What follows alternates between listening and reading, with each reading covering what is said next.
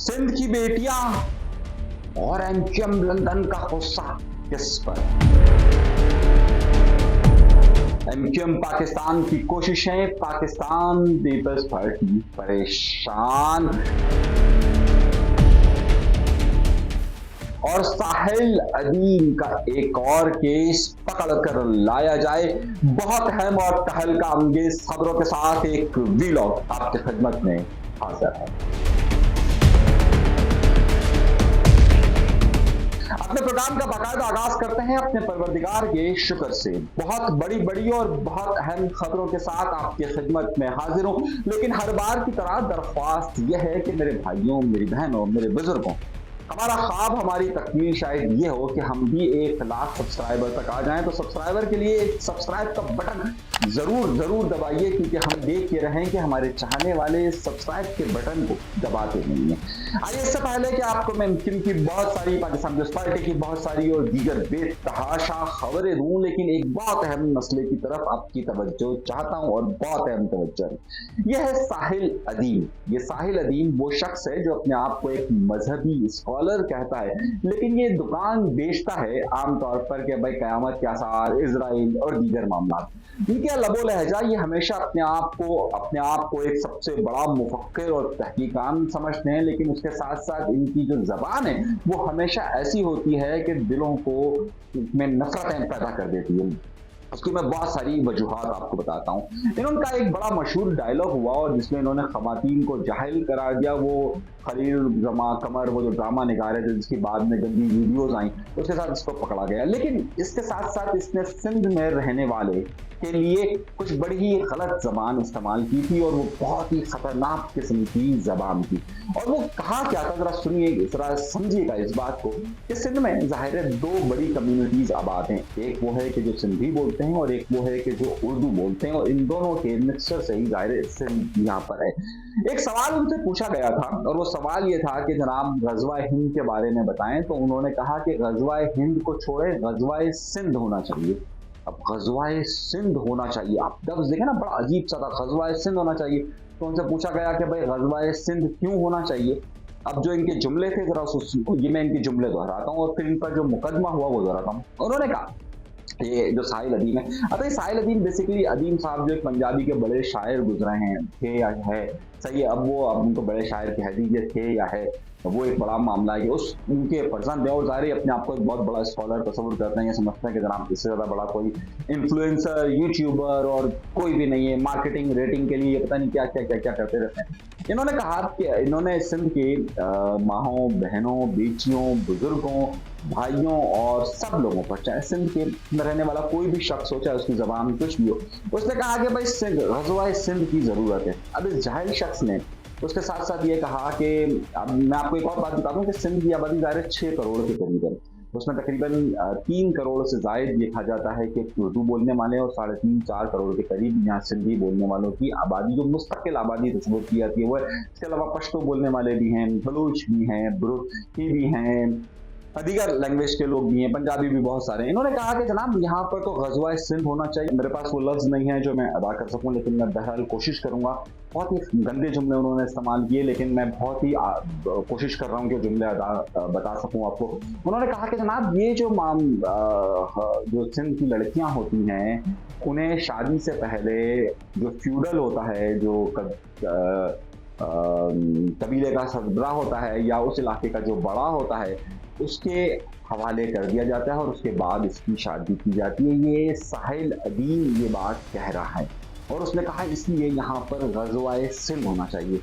मैं अपनी माँओं, बहनों, बेटियों, अपने दोस्तों, अपने भाइयों के मुताल्लिक इस तरह के अल्फाज सुन भी नहीं सकता और मुझे अदा करने में भी बहुत ज़्यादा मुश्किल आती है, क्योंकि मैं जानता हूँ कि देखिए सिंध में अगर सिंधी बोलने वाले हैं, बलोची बोलने वाले हैं, बरोही बोलने वाले हैं, उर्दू बोलने वाले, ये जितने भी लोग हैं इनकी अक्सरियत बहुत ज़्यादा लिबरल है। इनकी नुमाइंदगी करने वाली जमातें लिबरल है। आप देखिए बेनज़ीर भुट्टो साहिबा का ताल्लुक कहाँ से है। उसके बाद अगर पाकिस्तान पीपल्स पार्टी को देख लीजिए तो उनकी नुमाइंदगी करने वाले अक्सर खवातीन आपको मिलेगी। यहाँ तक कि खवातीन यहाँ पर बरह रास्त इलेक्शन भी लड़ती है। सिंध की कॉन्फ्रेंस जमातें भी इसी तरह के ख्यालात रखती हैं। अगर आप उर्दू बोलने वाले में जमातें महाजरों की की अगर जमातें देखें उसमें अगर आप मिसाल लें एमक्यूएम लंदन की, तो आपको याद होगा कि उनका भी जो केस हुआ था उसमें खास तौर पे कहा गया कि वो खवातीन के हुकूक के लिए बहुत उन्होंने बात की। अगर आप एमक्यूएम पाकिस्तान को लें तो आपको उनकी बड़ी वाज़ेह नुमाइंदगी खवातीन की मिलेगी, जगह जगह मिलेगी। यहाँ तक कि उन्होंने जनरल इलेक्शन के लिए भी खवातीन को टिकट दिया। अगर आप महाजर कौमी मूवमेंट के आफाक अहमद साहब की बात करें तो उन्होंने तो बाकायदा भी पिछले दिनों कहा था कि भाई हमारी बेटियां कॉलेज जाएंगी और कोई उन पर निज़ाम या कोई भी उन पर अपना कल्चर थोपने की कोशिश ना करे। तो ओवरऑल जो सिंध के अंदर जो चाहे वो सिंधी बोलने वाले हों चाहे वो उर्दू बोलने वाले हों, और ANP इस्लामी नेशनल पार्टी अगर पश्तूनों की यहाँ पर तर्जुमानी करती है, पश्तून तहफ़्फ़ुज़ मूवमेंट हो, ये सब की सब बहुत लिबरल जमातें और इस तरह के वाक़यात यहाँ पर पेश नहीं आते। साइड क्योंकि एक रेटिंग पर्पज़ के लिए शख्स आदमी है, उसको रेटिंग चाहिए कि भाई मुझे ज़्यादा से ज़्यादा लोग देखें, तो इस तरह की लघु बातें करके वो समझते हैं कि आसानी से वो अपनी जगह बना सकते हैं। अब मामला क्या हुआ, मैं जब ये प्रोग्राम रिकॉर्ड कर रहा हूं तो आज 20 सितंबर है और 20 सितंबर को आज सिंध के सिटी कोर्ट के अंदर ये मुकदमा की समाअत हुई। 12 जुलाई से लेकर अब तक इसकी जितनी समाअतें हो चुकी हैं उसमें साहिल अदीम पेश नहीं हुए, और साहिल अदीम पेश नहीं हो रहे बार बार। आज कोर्ट ने बाकायदा इन्हें गिरफ्तार करके अदालत में पेश करने का हुक्म दिया है और ये कहा है कि 24 सितंबर तक हर सूरत में साहिल अदीम को पेश किया जाए और उन्हें हाजिर किया जाए।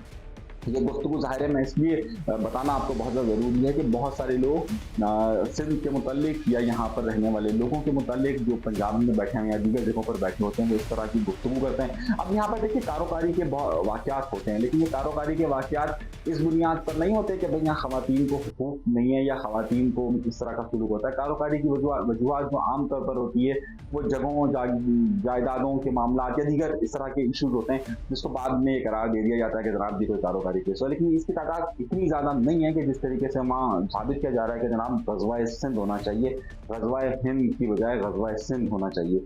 मतलब अजीब सी बात और अजीब सी लॉजिक और इस तरह की लैंग्वेज इस्तेमाल करना मैं समझता हूँ कि ये ठीक नहीं है और मैं इसकी मुखालफत करता हूँ। अच्छा, इसी तरीके से एक और केस भी और एक और मामला भी हुआ है और वो हुआ है मुज़म्मिल शाह, एक यूट्यूबर है, उनकी वीडियोस काफ़ी देखी जाती है मुज़म्मिल शाह की।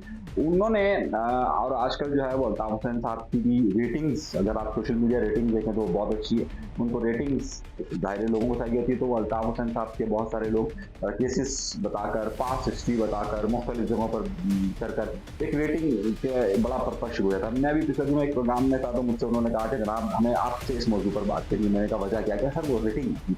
अच्छा, मैं क्योंकि अल्ताफ़ हुसैन साहब या एमक्यूएम पाकिस्तान या महाजर मूवमेंट या पाकिस्तान पीपल्स पार्टी या पीटीआई की जो खबर देता हूँ, मेरा ताल्लुक खबर से होता है। अमूमन मैं ऐसी बहुत सारी वीडियोस करता हूँ कि जिसकी रेटिंग बिल्कुल भी नहीं आती है। अच्छा, मुज़म्मिल शाह को भी ज़ाहिर है रेटिंग का चस्का है और वो पंजाब में बैठे हुए हैं, तो उन्होंने जिस तरीके से एमक्यूएम को और अल्ताफ़ हुसैन साहब को पेश किया तो उन्होंने उसको उन्होंने कहानी जो ये शुरू की कि जनाब इन्होंने अपने हुकूक के लिए जद्दोजहद की, बाद में वो उस कहानी को किसी और तरफ लेकर गए। उस पर एमक्यूएम लंदन की तरफ से बहुत शदीद रद्द-ए-अमल आया और एमक्यूएम लंदन की तरफ से न सिर्फ उनके बाइकआउट की बात की गई है बल्कि उनके खिलाफ जो है वो एक पूरी कैंपेन एमक्यूएम लंदन में जो है यानी अल्ताफ़ हुसैन साहब के जो लोग हैं उन्होंने जारी किए। अच्छा, इसी हवाले से 17 सितंबर के हवाले से भी मेरे पास कुछ इत्तलात आए कि शायद एमक्यूएम के कुछ कारकुनान की गिरफ्तारियाँ हुई हैं लेकिन बाद में उन्हें छोड़ दिया गया, ये भी इत्तलात मेरे पास आई हैं। अच्छा, उसके साथ साथ अगर हम इन्हीं खबरों को अगर देखें तो फिर उसके बाद एमक्यूएम पाकिस्तान ने पिछले चंद दिनों से अपनी सरगर्मियों में बड़ा इजाफा किया है और ख़ास तौर पर उन्होंने इलाकों की सियासत शुरू की है, मुख्तलिफ इलाकों के दौरे और विजिट्स और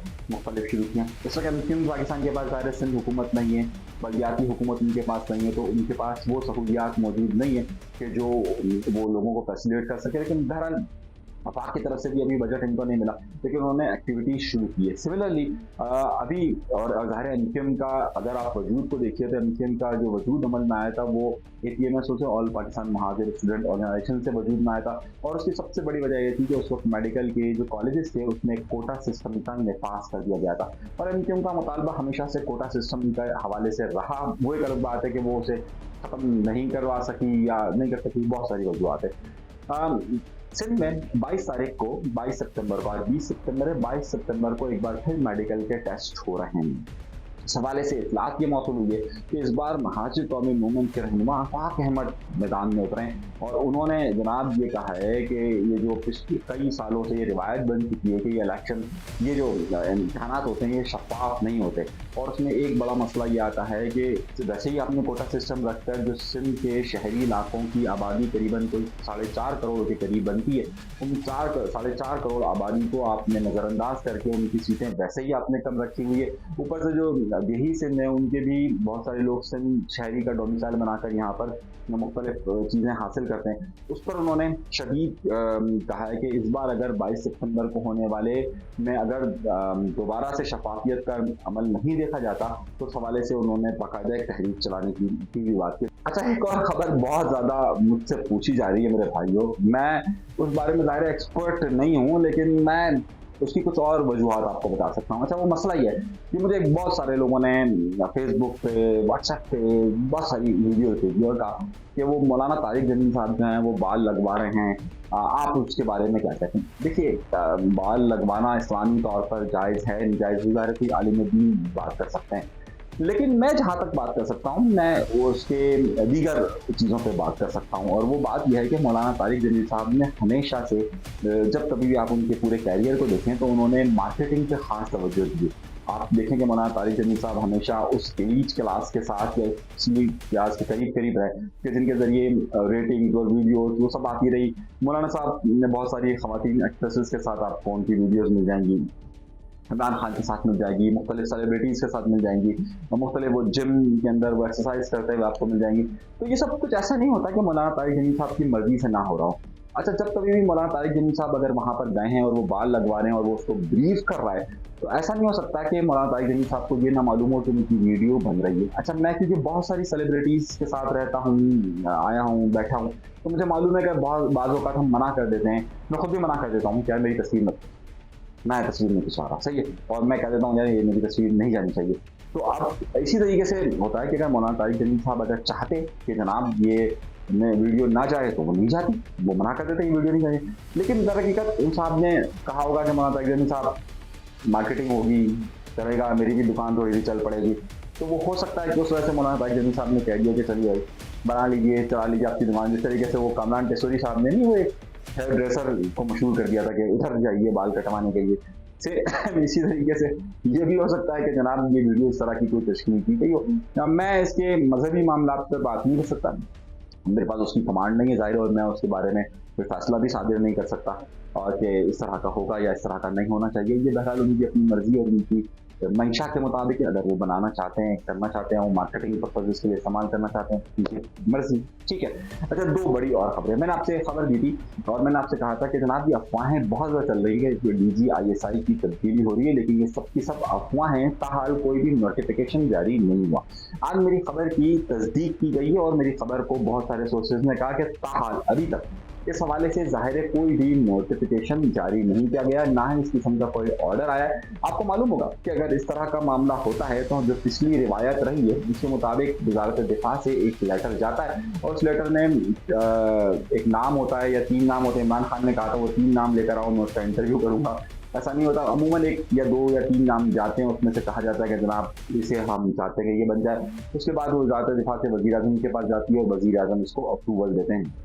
ताहल अभी तक वज़ीर आज़म के पास कोई इस तरह की समरी नहीं आई है और ना ही कुछ ऐसा हुआ है।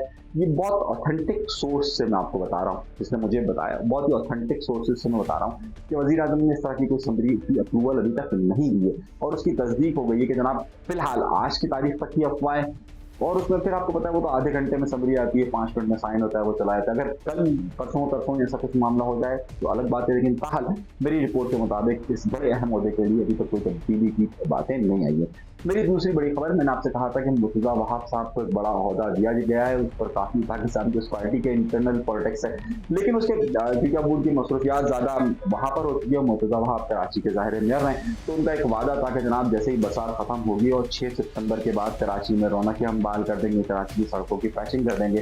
उनकी मसरूफियात के बायस वो भी नहीं हो पा रही है और वो ताहाल अभी होती हुई भी नजर नहीं आती है। वो क्या है, वो वादा ही क्या जो वफा हो सके। तो ताहाल फिलहाल वहां पर भी ये सूरत हाल है कि ये वादा वफा होता हुआ नजर नहीं आ रहा है। मजीद बहुत सारी खबरें, लेकिन मैं वक्त मुख्तसर ले रहा हूँ। हमारे चैनल जरूर सब्सक्राइब कीजिए, जरूर सब्सक्राइब करें, जरूर सब्सक्राइब कीजिए और आगे बढ़िए। अपना बहुत सा ख्याल रखिए। अनीस मंसूरी को दीजिएगा इजाजत। अल्लाह हाफ़िज़।